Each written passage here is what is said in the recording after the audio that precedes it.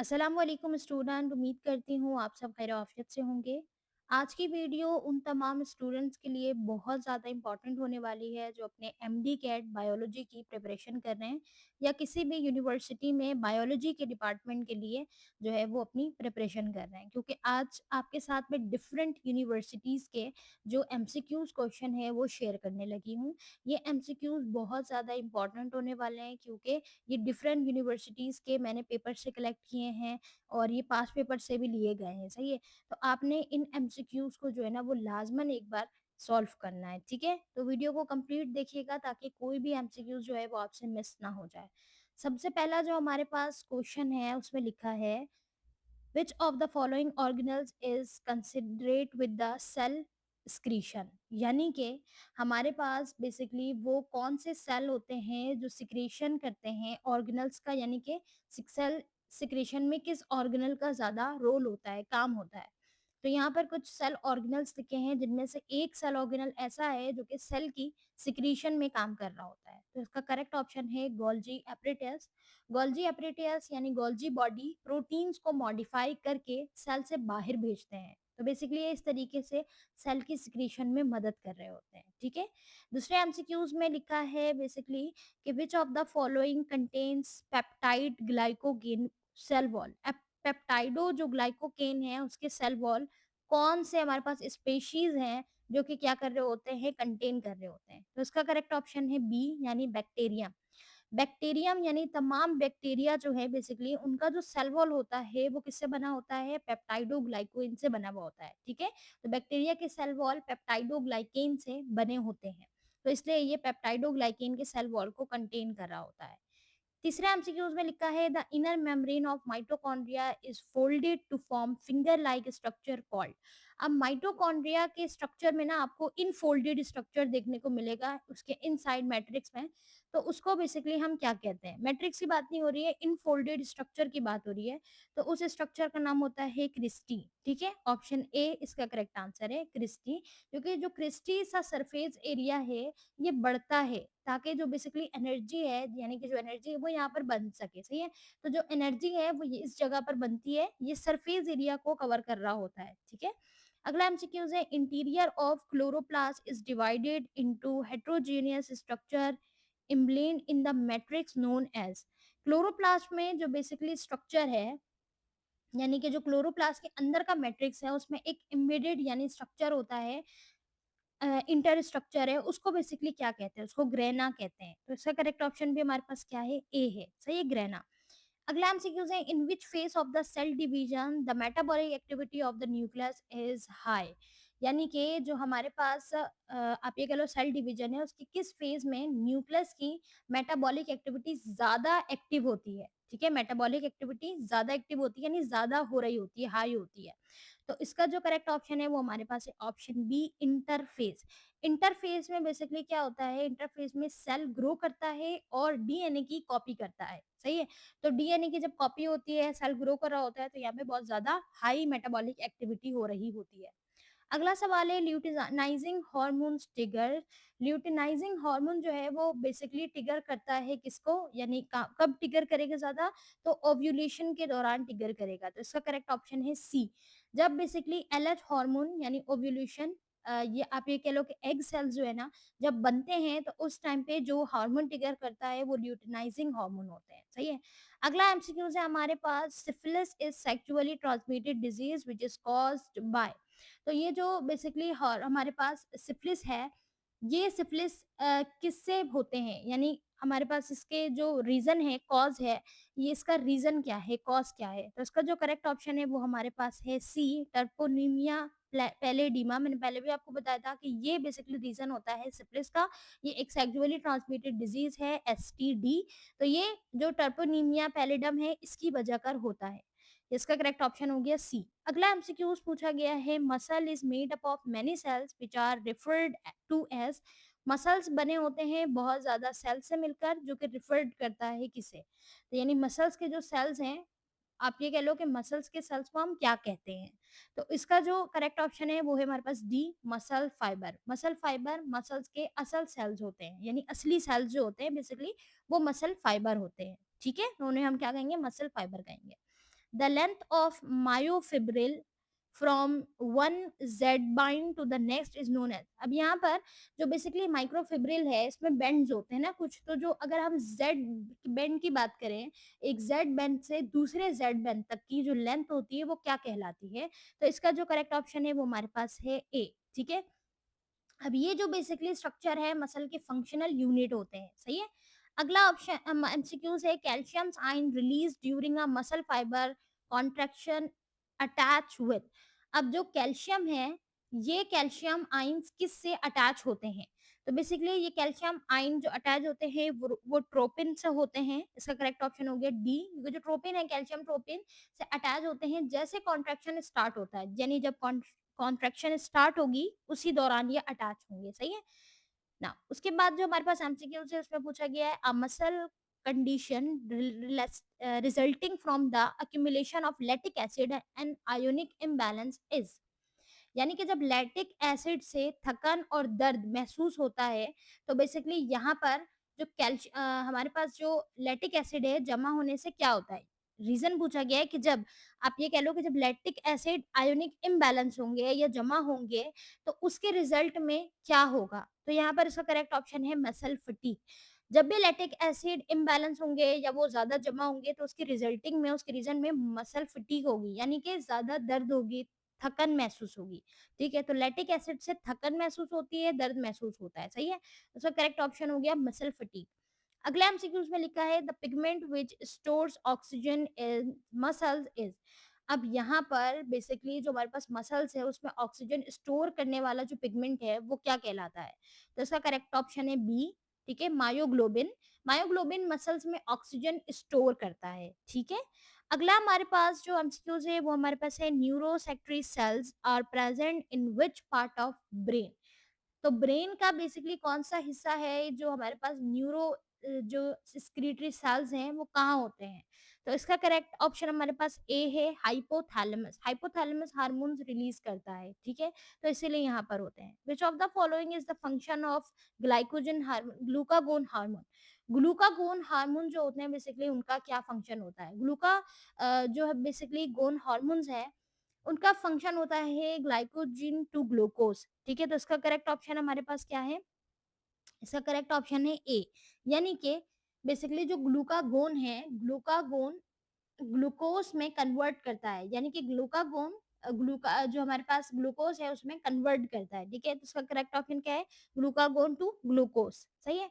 अच्छा, अगला एमसीक्यूज में लिखा है, adenosine disease is cause due to destruction of. अब एक डिजीज का जिक्र किया गया है, उस डिजीज में बेसिकली किस चीज की डिस्ट्रक्शन की वजह कर होता है? वो डिजीज जो है यानी एडिसंस डिजीज जो है वो किसकी डिस्ट्रक्शन की वजह कर होता है? तो एड्रेनल कॉर्टेक्स की वजह का है। तो इसका करेक्ट ऑप्शन है ए, ऑप्शन ए। एड्रेनल कॉर्टेक्स जब डैमेज होने से एड्रेनल डिजीज जो है, यानी कि जो डिजीज है वो कॉज होती है, तो एड्रेनल कॉर्टेक्स की डैमेज की वजह कर, सही है।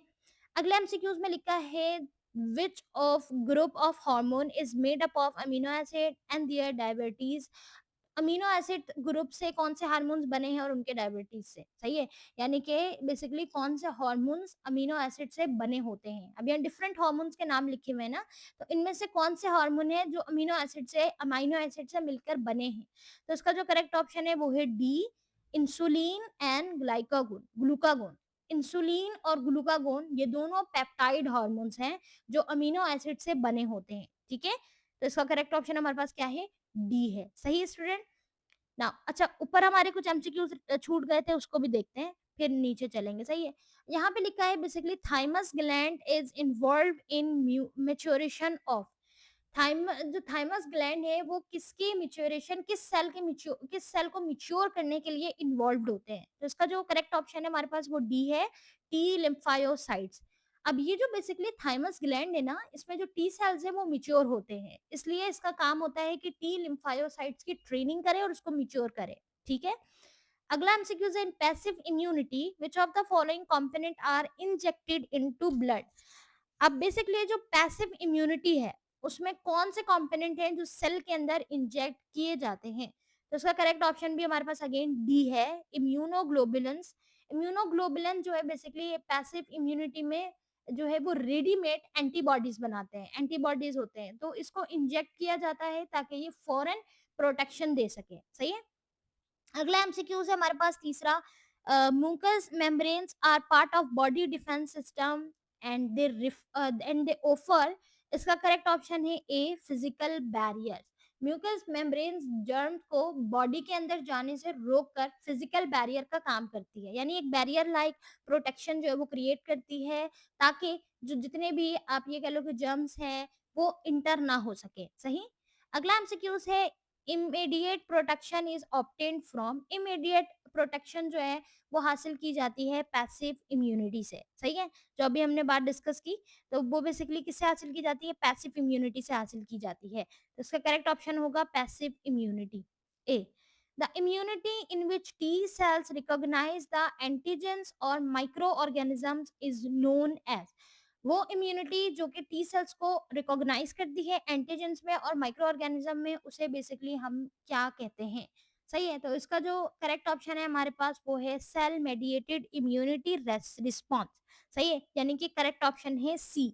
तो जो बेसिकली आप ये कह लो सेल मेडिएटेड इम्यूनिटी रिस्पॉन्स है, यानी कि सेल मेडिएटेड इम्यूनिटी में टी सेल्स डायरेक्टली एंटीजन को रिकॉग्नाइज करके रिस्पॉन्स देते हैं। सही है। तो एमसीक्यूज में ये पूछा गया था कि जो टी सेल्स रिकॉग्नाइज हो रहे हैं स्टूडेंट एंटीजन को या माइक्रो ऑर्गेनिज्म से, एंटीजन से या माइक्रो ऑर्गेनिजम्स को करें रिकॉग्नाइज, तो उसे हम क्या कहेंगे, तो उसे कहेंगे सेल मेडिएटेड इम्यूनिटी या हम कहेंगे रिस्पॉन्स। ठीक है। क्योंकि यहाँ पे क्या हो रहा है, टी सेल्स में डायरेक्टली एंटीजन को रिकॉग्नाइज करके रिस्पॉन्स दिया जा रहा है। सही है।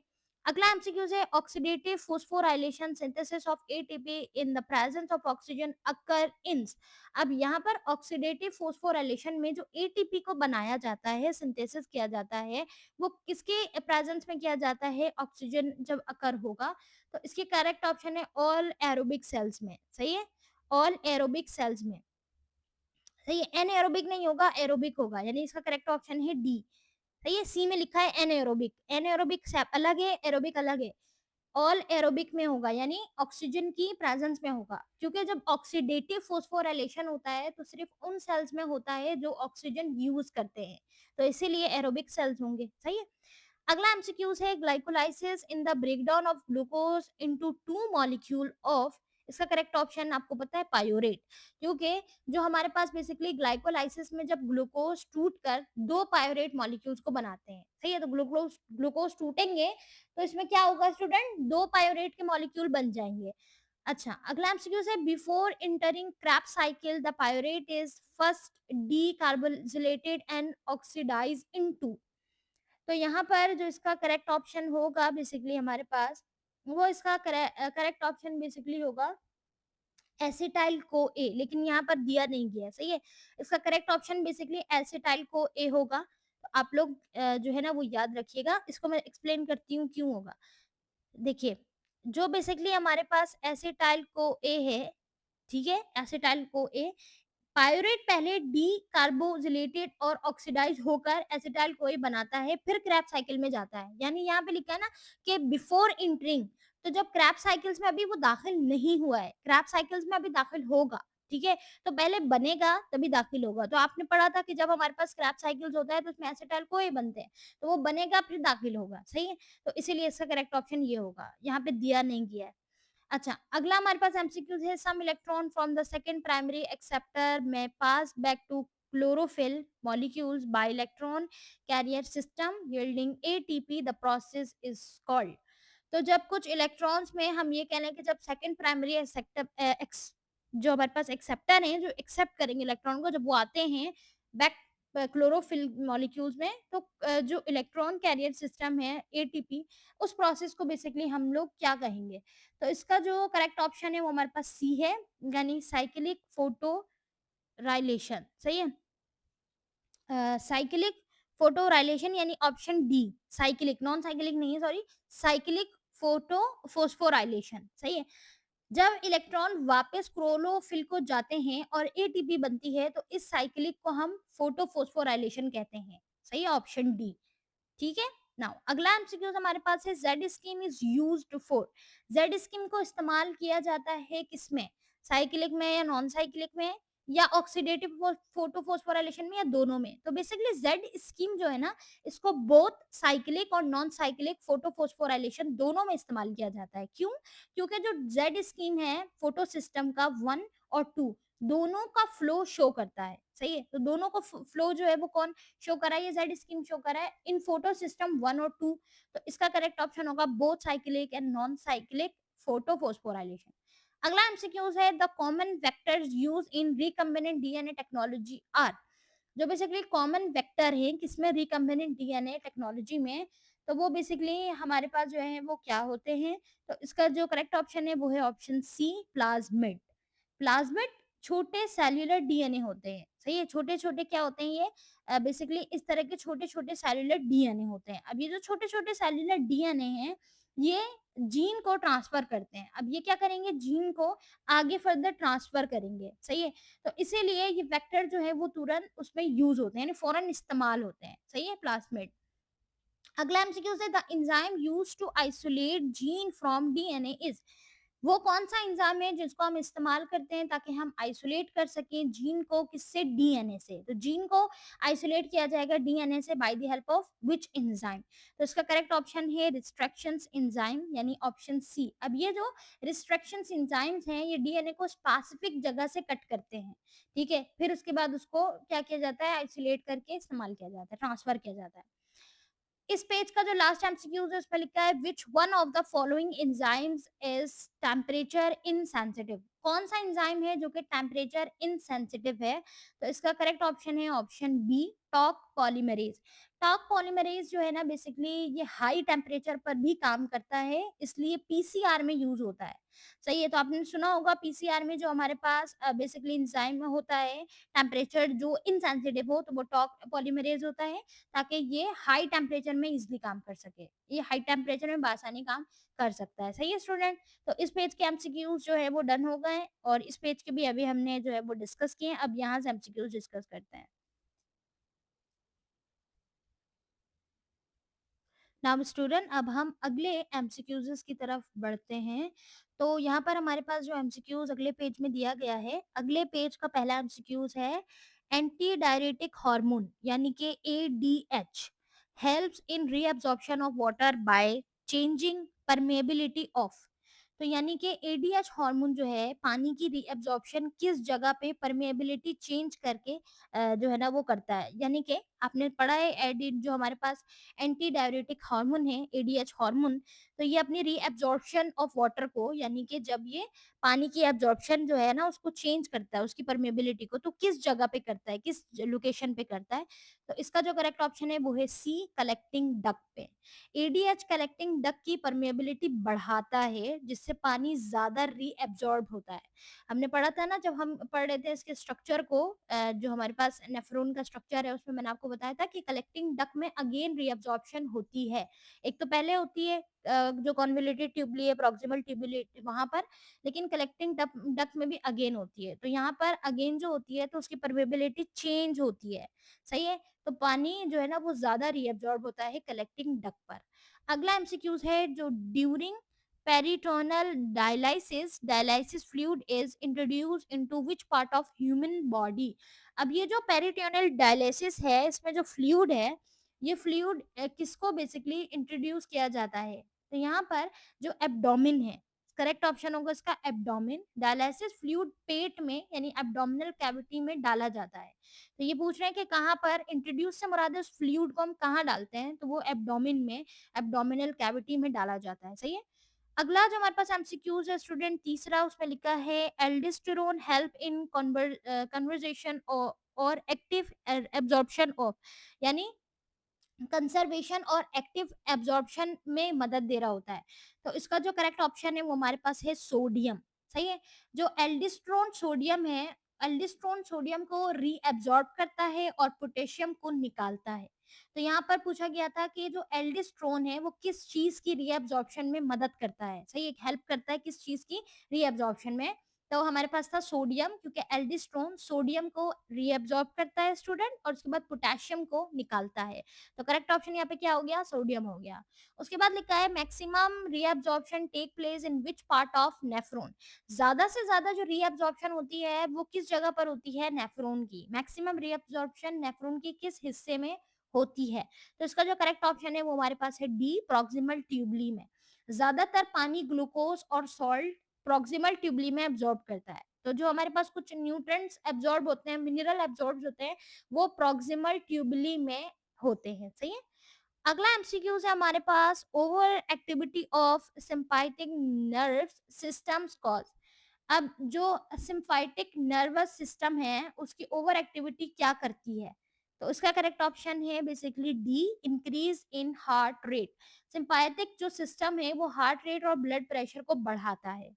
Which structures respond when they are stimulated by impulses coming through motor neuron? Motor neuron के इम्पल्सेस पर कौन रिस्पॉन्स करता है? तो इसका जो करेक्ट ऑप्शन है वो हमारे पास है इफेक्टर। इफेक्टर्स हमारे पास अमूमन मसल्स या ग्लैंड होते हैं। जो इफेक्टर्स हैं, इफेक्टर्स जो जनरली हमारे मसल्स या ग्लैंड्स है वही है, और वो क्या करते हैं, बेसिकली रिस्पॉन्स देते हैं। ठीक है।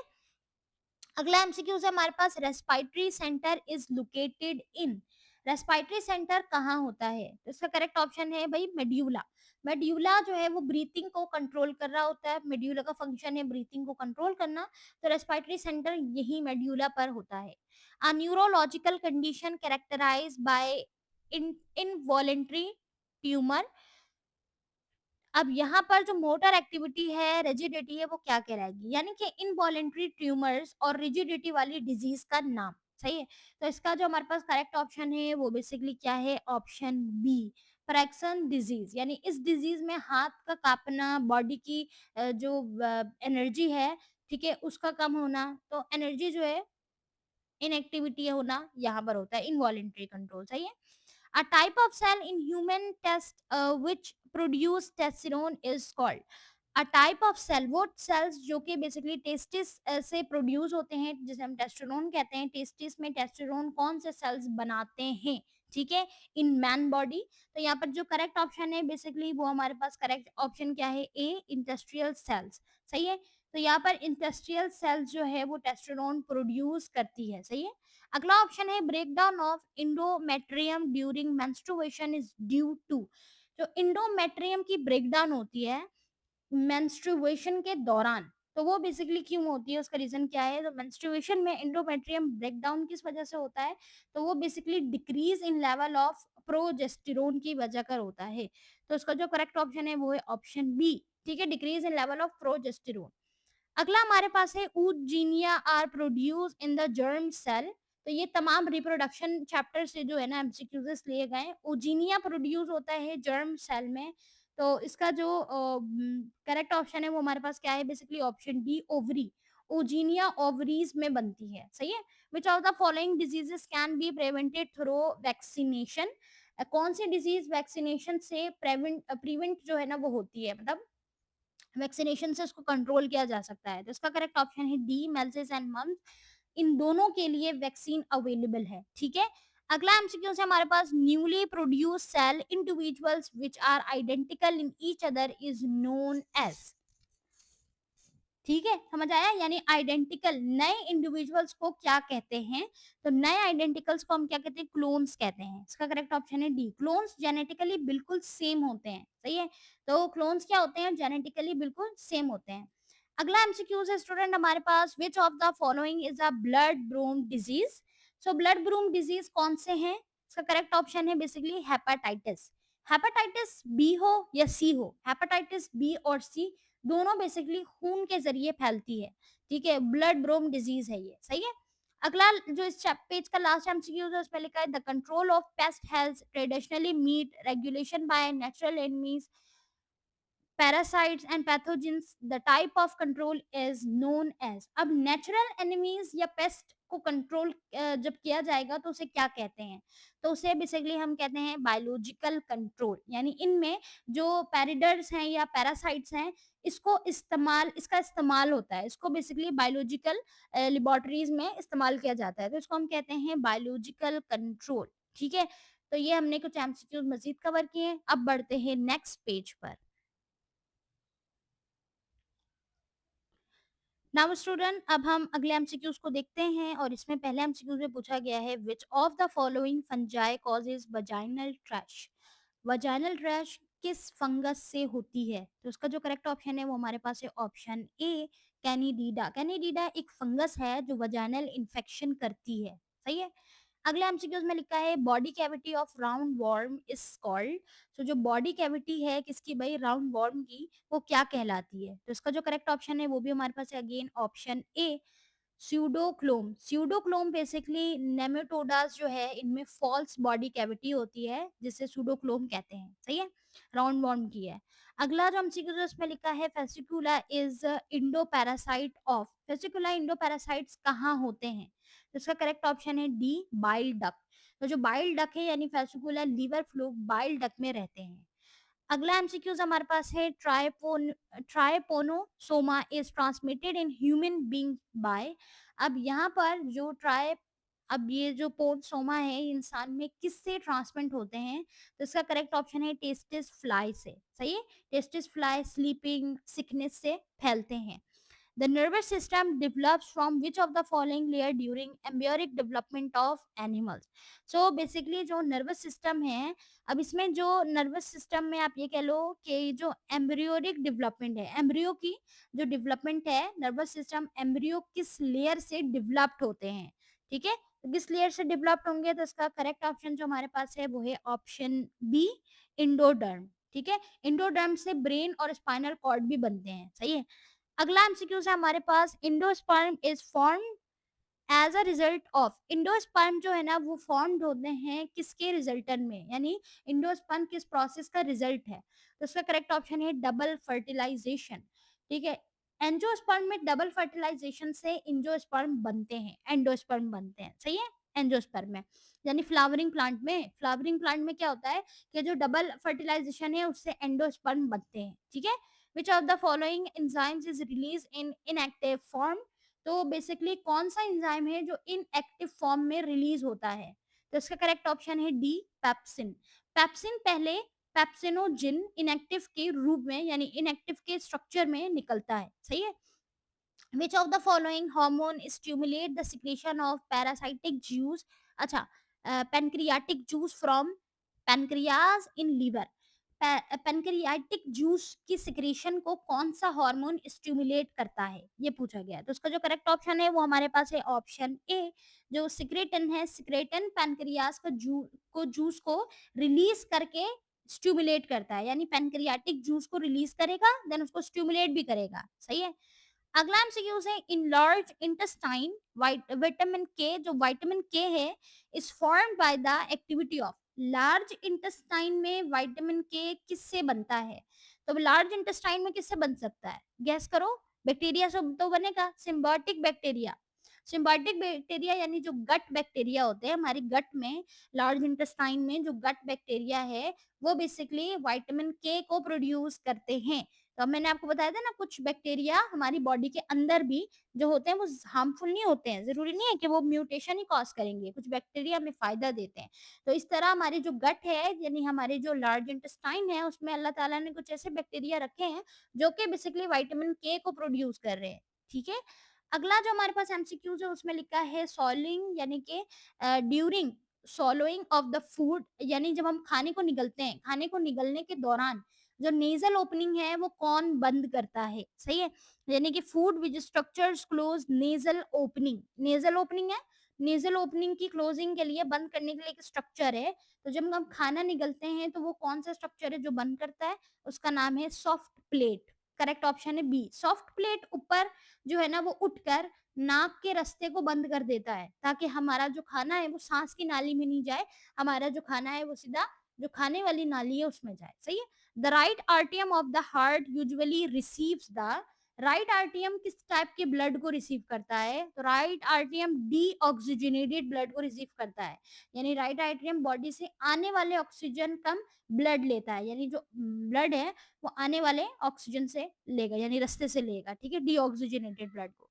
द लार्जेस्ट लिम्फिक डक्ट, अब जो लार्जेस्ट लिम्फ डक्ट है वो basically called thoracic lymph duct, drain कहाँ पर होती है? यानी आप इसको इस तरह समझो, जो थॉरिक लिम्फ डक्ट है वो कहाँ ड्रेन होती है?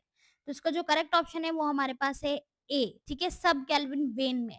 ये लेफ्ट सब कैल्विन जो वेन है इसमें लिम्फ ड्रेन करता है, सही है, खाली करता है। यानी कि आगे जो है which protein plays a major role in maintaining osmotic balance, कौन सा प्रोटीन ऐसा है जो ऑस्मोटिक बैलेंस को मेंटेन करने में जो है वो मदद दे रहा होता है? तो करेक्ट ऑप्शन जो है इसका हमारे पास वो करेक्ट ऑप्शन है ऑप्शन ए, सही है।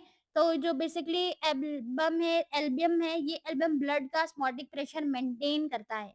अगला एमसीक्यू है the type of granulocyte which stays in blood from a few hours of the interstitials and become macrophage are, यानी कौन सा हमारे पास जो ए ग्रैन्युलोसाइट्स है वो बाद में माइक्रोफेज बनता है? तो इसका जो करेक्ट ऑप्शन है वो है मोनोसाइट। मोनोसाइट्स टिश्यूज में जाकर माइक्रोफेज बन जाते हैं, ठीक है। अगला एमसीक्यूज है हमारे पास, इस पेज का लास्ट एमसीक्यूज है, reabsorption of water by counter current multiple mechanism take place at, कौन सा जो बेसिकली आप ये कह लो काउंटर करंट मल्टीप्लायर मैकेनिज्म कहाँ होता है, यानी किस जगह पर होता है, किस स्ट्रक्चर में होता है? तो करेक्ट ऑप्शन है loop of Henle. Loop of Henle पानी की रीअब्जॉर्प्शन में मदद करता है और यहीं पर counter current multiplier mechanism perform हो रहा होता है, ठीक है स्टूडेंट। तो ये थे इस पेज के हमारे कुछ 14-15 एमसीक्यूज। अब हम बढ़ते हैं अगले पेज पर। नाउ स्टूडेंट, अब यहाँ पर जो पहला एमसीक्यूज लिया गया है उसमें लिखा है in an ecosystem microcrisis is an example of, microcrisis किसकी एग्जाम्पल है? तो इसका जो करेक्ट ऑप्शन है हमारे पास वो है ऑप्शन ए। अब ये जो सिम्बायोसिस है माइक्रोक्राइसिस में फंगस और प्लांट दोनों को फायदा होता है, सही है। तो ये एग्जाम्पल है सिम्बायोसिस की, सही है। अगला जो हमारे पास एमसीक्यूज है उसमें लिखा है successive stage of eating and being eaten by which recycle of materials and flow of energy take place is called, यानी ईटिंग और बीइंग ईटिंग के सक्सेसिव स्टेज को क्या कहते हैं? तो इसको हम कहते हैं बेसिकली फूड चेन। यानी अगर आसान अल्फाज में समझे तो फूड चेन में एनर्जी एक ऑर्गेनिज्म से दूसरे पे ट्रांसफर करती है, सही है। जैसे कि बेसिकली प्लांट अपना फूड खुद बनाता है, एनर्जी खुद बनाती है। अब प्लांट को जो तमाम ऑर्गेनिजम्स इनटेक कर रहे हैं तो उसकी एनर्जी, प्लांट की एनर्जी उसमें ट्रांसफर हो गई। फिर जो हम खा रहे हैं, वेजिटेबल खा रहे हैं या हम अगर मीट खा रहे हैं तो उनकी एनर्जी हमें ट्रांसफर हो गई उन ऑर्गेनिज्म से। तो इस तरह एक पूरा फूड चेन जो है वो बनता है, सही है। अगला जो हमारे पास एमसीक्यूज है उसमें लिखा है the sex of individuals of next generation always depend on one of the parent who is, तो इसका जो करेक्ट ऑप्शन है हमारे पास वो है हेट्रोगेमेटिक, सही है। हेट्रोगेमेटिक यानी कि हमारे पास ऑप्शन ए। बेसिकली इंसान में मेल एक्स वाई हेट्रोगेमेट होते हैं जो जेंडर डिसाइड करते हैं। तो इसमें एमसीक्यूज में पूछा गया था नेक्स्ट जनरेशन का जो सेक्स है वो किस पेरेंट पर डिपेंड करता है? तो बेसिकली वो एक्स वाई हेट्रोगेमेट जो गैमेट है उसमें क्या करता है, डिपेंड कर रहा होता है, जो कि जेंडर डिसाइड करेगा, सही है।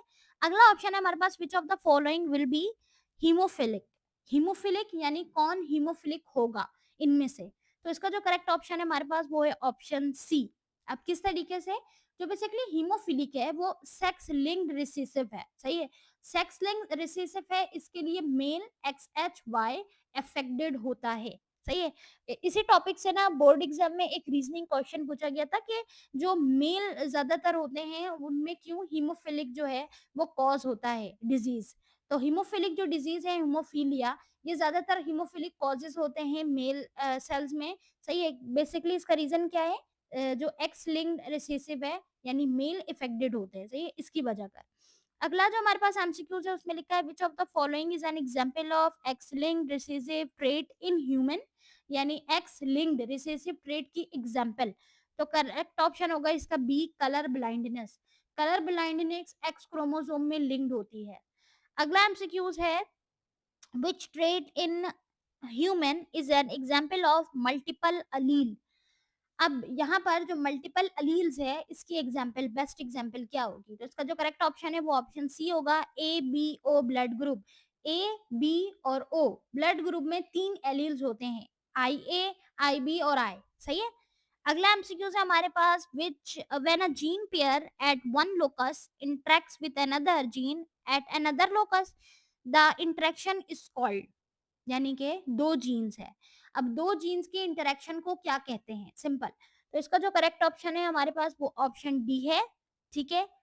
बेसिकली जो ऑप्शन डी है यानी कि एपिटेस, ये एक जीन दूसरे जीन को इफेक्ट करके कंट्रोल करेगा। ठीक है, इसे हम एप्टेसिस कहते हैं। अगला जो एमसीक्यूज है उसमें लिखा है, the combination of pentose sugar with a base result in a compound is known as. अब पेंटोस शुगर अगर हम बेस के साथ कंपाउंड करें तो वो क्या होगा? पेंटोस शुगर की बात की जा रही है, 5 carbon pentose sugar base compound के साथ। तो इसका जो करेक्ट ऑप्शन है वो हमारे पास बी है। ठीक है, न्यूक्लियोसाइड, शुगर और नाइट्रोजन बेस मिलकर न्यूक्लियोसाइड बनाते हैं। सही है, ऑप्शन बी करेक्ट है। अगला एमसीक्यूज है हमारे पास, an enzyme and substrate, enzyme and substrate react through are special features और साइड प्रेजेंट इन एंजाइम। अब यहाँ पर पूछा गया है एंजाइम और सबस्ट्रेट किस साइट पर रिएक्ट करते हैं? तो आपको पता है एक्टिव साइट पर रिएक्ट करते हैं। ठीक है, एक्टिव साइट पर सबस्ट्रेट बाइंड होता है क्योंकि। अगला एमसीक्यू है, the non protein part of enzyme which is covalently and permeability bended is called. अब परमानेंटली बाउंडेड होगा नॉन प्रोटीन पार्ट के साथ तो उसे हम क्या कहेंगे? यानी जब परमानेंटली बाउंडेड है नॉन प्रोटीन पार्ट तो वो क्या कहलाता है? वो कहलाता है प्रोस्थेटिक ग्रुप। सही है, प्रोस्थेटिक ग्रुप यानी ये एंजाइम के साथ परमानेंटली अटैच होता है। One of the pyrimidine based is absent in DNA. कौन सी जो पेरीमाइडेट या बेस है डीएनए में वो नहीं होती है? यानी कि बेसिकली यहाँ पर जो नाइट्रोजस बेस्ड है उसकी बात की जा रही है। नाइट्रोजस बेस्ड में डीएनए में कौन सा नाइट्रोजस बेस नहीं होता? तो यूरासिल नहीं होता है, थाइमीन होता है यूरासिल की जगह। और आरएनए में क्या होता है? आरएनए में आपको पता है थाइमीन होगा और यूरासिल होगा, थाइमीन नहीं होगा। डीएनए में थाइमीन होंगे, यूरासिल नहीं होंगे। तो यहाँ पर पूछा गया है कि वो जो नहीं होता है यानी जो एब्सेंट होता है, तो बेसिकली यूरासिल एब्सेंट होता है इन डीएनए। सही है। अगला एमसीक्यूज है, enzymes increase the rate of reaction by. Enzyme अपने रिएक्शन में जो अपना रेट है, रिएक्शन रेट है, वो कैसे बढ़ाता है? तो आपको पता है एंजाइम जब भी अपना एनर्जी को इंक्रीज करेगा, रेट ऑफ रिएक्शन को, तो डिक्रीज करेगा एक्टिवेशन एनर्जी को। तो इसका करेक्ट ऑप्शन है decrease activation energy. Enzyme activation energy को कम कर देता है तो रेट ऑफ रिएक्शन बढ़ जाता है। सही है।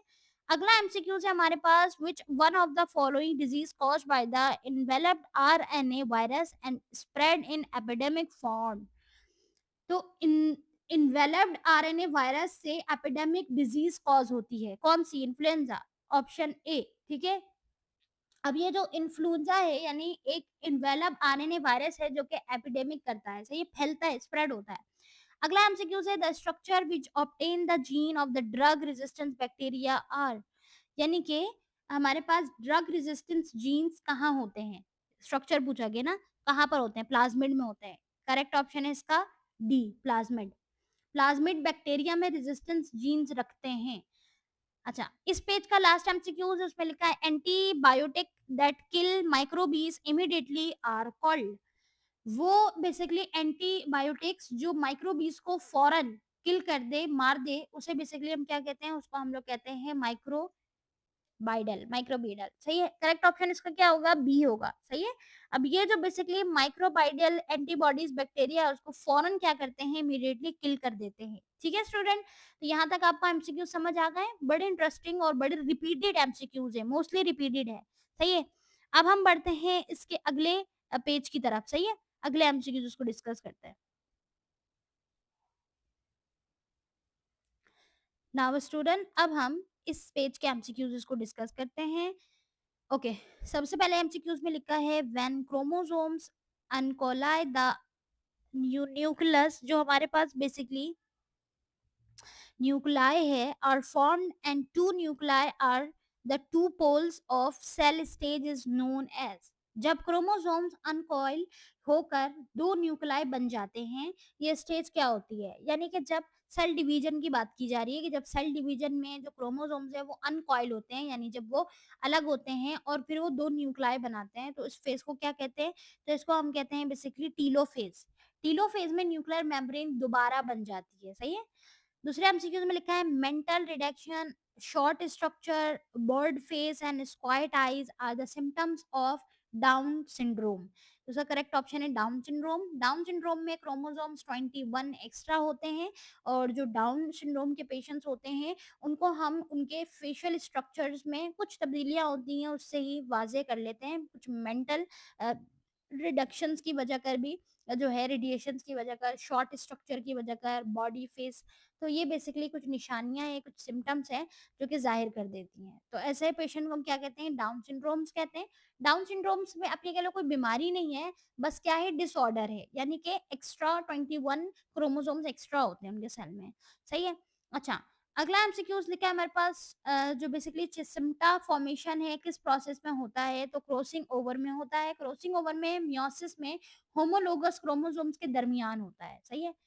अगला एमसीक्यूज लिखा है student healing of a wound and repair in the phenomena which take place by the process of wound healing and repair किस प्रोसेस से होती है? तो ये बेसिकली होता है माइटोसिस से। माइटोसिस में नए बॉडी के सेल्स बनते हैं, तो हीलिंग और रिपेयरिंग इस फेज में होता है। Which one of the following is the main cause of cancer? Cancer का मेन कॉज क्या है? तो इसका करेक्ट ऑप्शन है म्यूटेशन। जीन्स में म्यूटेशन से अनकंट्रोल्ड सेल जो है ना वो डिवीजन होती है। अगला एमसीक्यूज है the covalent bond form between two monosaccharide is called. Monosaccharides में दो मोनोसेक्राइड्स के दरमियान जो बॉन्ड बनती है उसे हम क्या कहते हैं? तो उसे हम कहते हैं ग्लाइकोसाइडिक बॉन्ड। सही है? The bond form between glucose and fructose from sucrose is. अब ग्लूकोज और फ्रक्टोज मिलकर सक्रोज किस बॉन्ड से बनते हैं? तो इसका करेक्ट ऑप्शन है हमारे पास ऑप्शन बी 1 2 ग्लाइकोसाइडिक लिंकेज। सही है? सक्रोज में एक और दो लिंकेज होता है। सही है?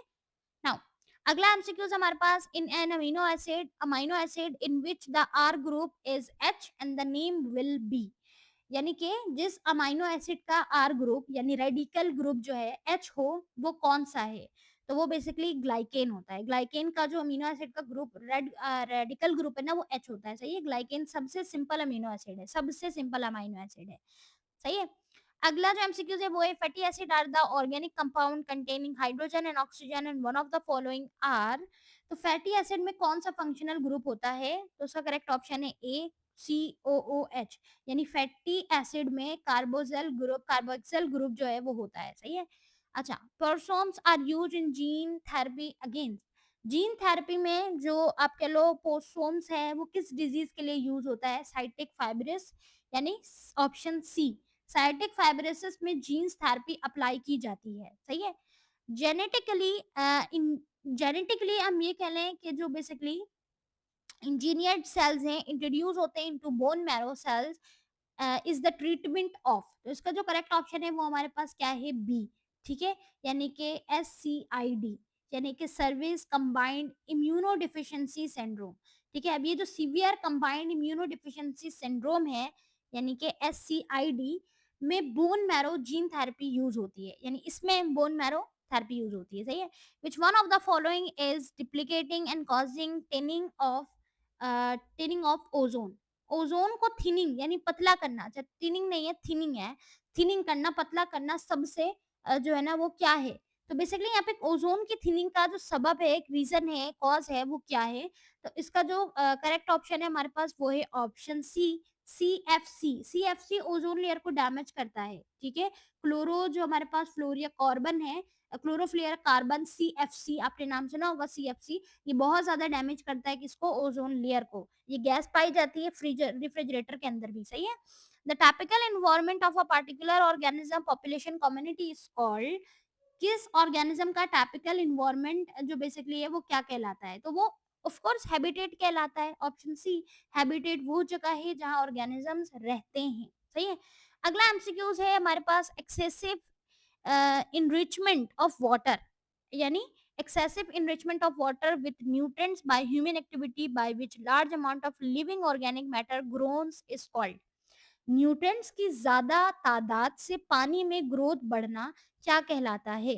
तो बेसिकली ये हमारे पास कहलाता है इंट्रूरोफिकेशन, यानी कि ऑप्शन बी। अब ये जो इंट्रूरोफिक्शन है ये पानी में अलग जो ग्रोथ है वो बढ़ाता है, ठीक है। नाउ अगला एमसीक्यू है which of the following features differentiate angiosperm from gymnosperm. Angiosperm को जिम्नोस्पर्म से क्या डिफरेंशिएट करता है, यानी एक फ्लावरिंग प्लांट को नॉन फ्लावरिंग प्लांट से क्या चीज है जो डिफरेंशिएट करती है? तो वो बेसिकली है ओवरीज। सही है। ओवरीज एंजियोस्पर्म सीड ओवरी के अंदर होती है जो कि फ्लावरिंग प्रोड्यूस प्लांट को बनाती है, यानी प्लांट में फ्लावर प्रोड्यूस करती है ओवरीज। सही है। अच्छा, इन पाकिस्तान द जो हमारे पास फर्नीचर वुड है is mainly obtained from the members of family। Pakistan में फर्नीचर वुड ज्यादातर किस फैमिली से मिलता है? ठीक है, तो यहाँ पर करेक्ट ऑप्शन जो हमारे पास है वो बेसिकली है ऑप्शन डी, फेबाकेस, यानी फैमिली के जो आप ये कह लो कि वो जो वुड है दरख्त की जो फर्नीचर के लिए यूज होती है। सही है। लास्ट एमसीक्यू है हमारे पास which of the following is exclusive character of mammals. Mammals का एक्सक्लूसिव कैरेक्टर कौन सा है? मैमल के एक्सक्लूसिव कैरेक्टर में क्या चीज आती है? तो वो है ऑप्शन बी, हेयर। सही है। हेयर सिर्फ मैमल्स में पाए जाते हैं। सही है। तो ये थे हमारे कुछ पास्ट पेपर के एमसीक्यूज, मुख्तलिफ टॉपिक से मुख्तलिफ चैप्टर से लिए गए थे और मोस्टली रिपीटेड है। काफी ज्यादा अच्छे एमसीक्यूज हैं, तो इसकी प्रिपरेशन आप जरूर कीजिएगा। अच्छा, मज़ीद कुछ एमसीक्यूज़ हैं वो इंशाल्लाह मैं आपके साथ जल्द शेयर करूँगी। आज के लिए इतना ही। अगर ये वीडियो आपके लिए हेल्पफुल रही है तो इसे लाइक ज़रूर कीजिएगा। ये पीडीएफ इंशाल्लाह मैं ग्रुप में भी शेयर कर दूँगी, ठीक है? अगर आपको मज़ीद एमसीक्यूज़ चाहिए तो मुझे कमेंट में ज़रूर बताइएगा। Take care of yourself. Allah हाफ़िज़।